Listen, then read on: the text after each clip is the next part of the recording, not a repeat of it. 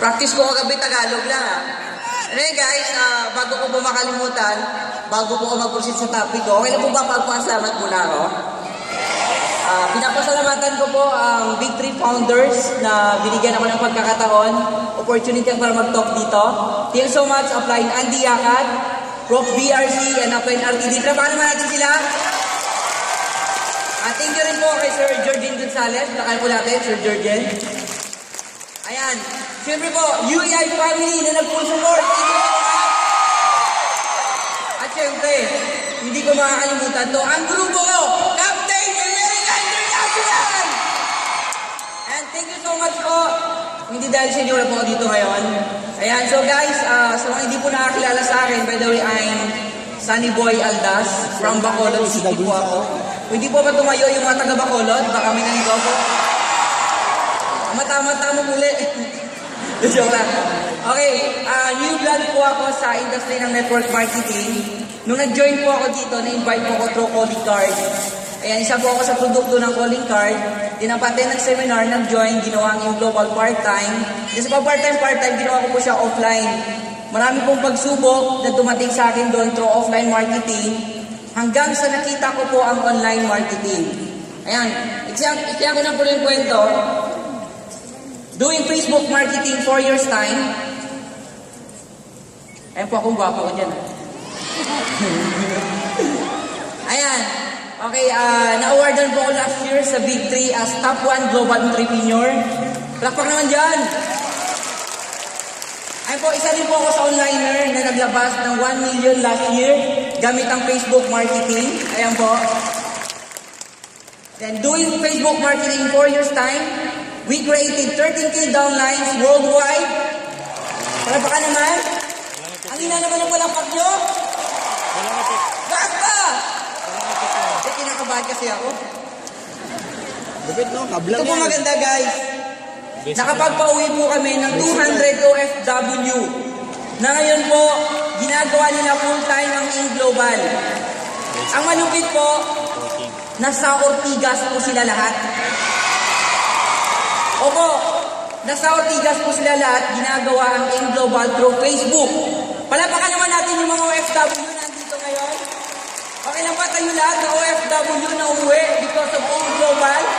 Ayan po sila, ang dami po nila. Ayan, gagaling nyo. Pero bago sa lahat, bago po kami proceed sa topic ko, bilang onliner, hindi po dapat nakakalimutan ang selfie! Okay lang, smile kayo lahat. Yung hindi mag-smile, hindi yayaman. In English, if you don't smile, you will not be successful. Alright, smile! Dito muna. Para masaya. Masaya naman kayo dyan, ang lungkot nyo eh. Kala mo diba nanginginig tuhod ko? Dito ako? Okay guys, so isi-share ko lang po yung konting skills ko po about Facebook marketing. Ito po yung ginagawa eh. May mga grupo naman, ang daming grupo na ginagawa ang business through Facebook. May mga sarili-sariling sistema sila. Pinagbigyan po kayo ng pagkakataon ni Sir Georgine, i-share naman yung sistema ng Big 3. Okay na ba yun? Okay guys, so nakita naman natin sa Google yan, ginugol ko po kagabi, ayan, pati sa Facebook. So sabi dito, more than 1 billion users worldwide can connect and share with your family and friends online, can send messages and post status updates. Tama ba? Yes. May napansin po ba kayo ngayon sa Facebook? Yes. Dinagdagan na nila dati, heart lang, like lang, ngayon, mayroon ng flowers. Napansin mo? Di ba ang sarap pag nilagyan mo ng heart, pulang-pula agad? Tama ba? Ganun po nagagawa ngayon. So, ang ginawa ko, yung Facebook, nilagyan ko siya ng definition para paglabas mo dito, matatandaan mo paano mo gawin ang business pro online. Alright? Handa ba kayo? Para kayo nakakita ng artista, natutulala kayo. Alright, so sa letter F, in Facebook kasi, bakit maganda gawin yung business through Facebook? You can create a fish cage. Uy, English na naman. Sorry. Okay. Fish cage means group pages or business pages. Tawag po namin dyan. Okay, sa group page, you can post Ito po example sa group business page or fish cage na kung saan or where you can put all your invites inside the cage. English na naman, number. Ilan na yun? English! Alright, no problem, ma'am. I'm sure, no problem. But for me, there's a problem. Alright, that's the example of other business pages. Then you can create also a fun page where you can put everything in our business in Facebook. Ba't tuloy-tuloy English ko? Okay, so ano-ano po mga ipopost or what are the kinds of posts you post in Facebook? Okay, these are the examples, guys. Okay? Bumili ka ng package. You bought package in our office. Something like that. Yeah, like that. Then you get money and remittance. Sir, the Filipino OFW here. Here. Alright. Sorry. Okay, the Filipino networkers here in Philippines, when we get money from different countries, we take picture. Yes. Kahit, ano ba mag-English ng kahit hindi mo pera, picture ka ng picture. Di ba? So sir, dito kasi, sa paraan na to, makukuha kasi natin yung mga trust ng mga tao. Tama ba? Bakit kailangan mo mag-post ng mga ganyan? Para paniwalaan ka na may nangyayari sa business mo. Tama? Okay, there's more. Okay, I'm the model here. Here. And here. Alright, then you can post also about group activities of your group. You do training, like this, you do training, you attend here, you selfie with us, then you put in your business page. Na dapat may makita ang mga prospect mo na may nangyayari din sa company. Na nag-attend ka rin ng training na pinag-aaralan mo rin. Kaya okay na ba palapakan yung mga sarili niyo dito kayo ngayon? Palakpak! Malakas na palakpak! Para sa inyo yun! Alright, next. Yan po, banding ng grupo namin. Okay, company events like that? Okay. Ayan. So that's the example. Sure. Mga example po yan kung sa Tagalog. Okay, letter A. Add friends. In doing prospecting, you just add friends. Add friends until you block.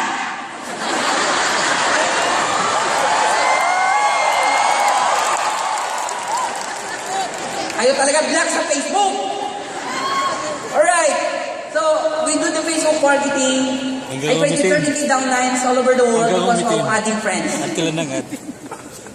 Even though I don't know him, I don't know her, I just send friend request to her. English yun. Sinakakaya naman, hindi naman intindihan yung Tagalog. Tsaka live tayo.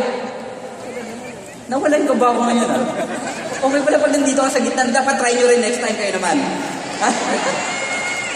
Okay, so you just add friend. May example ko kung kayo ipapakita. Ayan, nabubulol na ako. Ayan. Ito po sa naging effective talaga sa amin sa grupo namin. Example of prospecting. Kung may cellphone ka ngayon at online ka, subukan mo to. Pumunta ka po ngayon sa friends. Ito po yung makikita mo. Ayan, may search dyan. Try mo po search ka apelido mo. For example, Rivera, space, Kuwait. Lahat ng mga Rivera na nasa Kuwait, lalabas yan. Then, magsisend ka lang ng friend request. Ang turo naman sa ibang grupo, iba kasi sistema nila, iba rin sa amin. Yung turo naman sa amin, you can send friend request kahit 100 friend request. Kahit sa amin kasi, nagtitake pa ng time para i-check mo pa yung timeline niya. Kasi pag i-check mo yung timeline niya, kahit anong send friend request mo dyan, kung hindi ka tanggapin, hindi ka talaga tanggapin yan. Kaya kung the more na marami kang pinagsisenda ng friend request, the more na maraming mag-a-accept sa'yo. Tama ba? Ito tips. Baka po mag-block. Hindi na po ngayon ang mag-block si Facebook. Basta kinabukasan, ang hindi mga nag-accept sa'yo, i-delete mo agad. As in zero. Zero delete para makapag-send ka ng friend request ulit. Kuha po? Ma'am, in English, in doing prospecting, in Facebook marketing, if you have cell phone right now, holding, then you just go and friends, then search your name, space, Lagos State, then everybody that your same name and Lagos State will search you.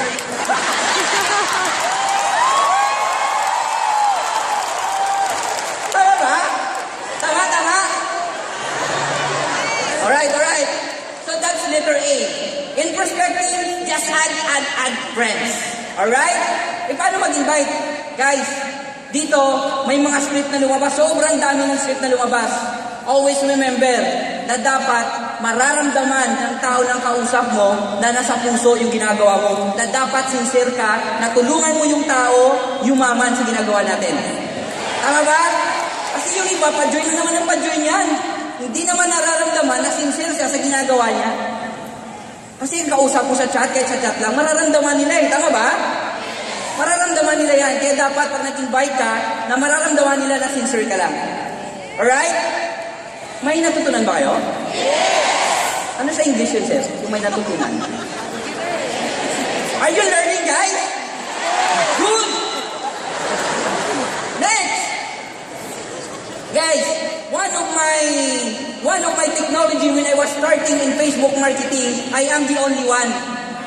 I'm the only one doing the business. But why I became successful doing Facebook marketing? Because in Facebook marketing, you can create more Facebook account. The more your Facebook account you have, the more you earn.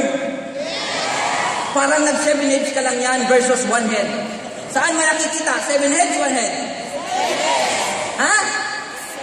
7 heads. Okay? Ano yun? Ano yun, ma'am? Okay, guys. Again, may mga different system kasi ginagawa tayo. Hindi ko po sinabi dito na you have to create more Facebook account. Dapat, gumagawa ka ng Facebook account under your name. Alright? Alright? Okay. Pwede rin yun, lagay mo mukha mo lang lahat. Expansion! English yun, sir. In Facebook marketing, you can expand your business. You can create your group in different countries. Katulad po ng ginawa po namin, Big 3, ngayon pumupunta-punta po kami in different countries. We do training, we do banding in our group in Hong Kong, Singapore. Gusto niyo ba pumunta sa iba't ibang bansa? Atawin natin through Facebook marketing at mag-create ka ng grupo kung saan merong Pilipino. Okay? Ang daming Pilipino sa iba't ibang bansa. Okay, in Facebook, building business relationship is very easy. Okay? Kahit saan kayo, pwede mong gawin, tama ba? Alam nyo, kahit nasa CR ka, pwede ka mag-present eh. Tama? Sino onliner? Taas yung kamay. Taas yung kamay. Okay. Taas yung kamay dito pag nasa CR, dala yung cellphone. Tama ba? So you can create your business anywhere. So you can build your relationship to your prospect. Ako ngayon, isa sa ginagawa ko, isa sa nakakatulong sa mga naprepresentahan ko, everyday, pinupuntahan ko timeline niya. Tapos lahat ng mga post niya, pinupusuan ko. Kahit pangit puso. Kahit pangit mga post niya, puso lagay ko. Bakit? Kasi pansin na pansin ngayon yung puso sa notification. Pansin mo yon? Sino napusuan kanina, tas yung kamay? Buti naman, may nagpuso sa'yo. Okay, next. In Facebook marketing, very organized. Nandito na lahat. Tama ba? Tagal pa. Kaya sabi ko nga kanina, you can create your group in different countries. Very organized. Parang example ng ganito. Nigeria, recruit Philippines. Philippines, recruit Nigeria. We recruit each other. Can you please raise your right hand, sir? For those who are invited in Facebook marketing and join in other country, Uganda, Kenya, Africa. No Facebook? No Facebook? I said you! Who invited you, sir?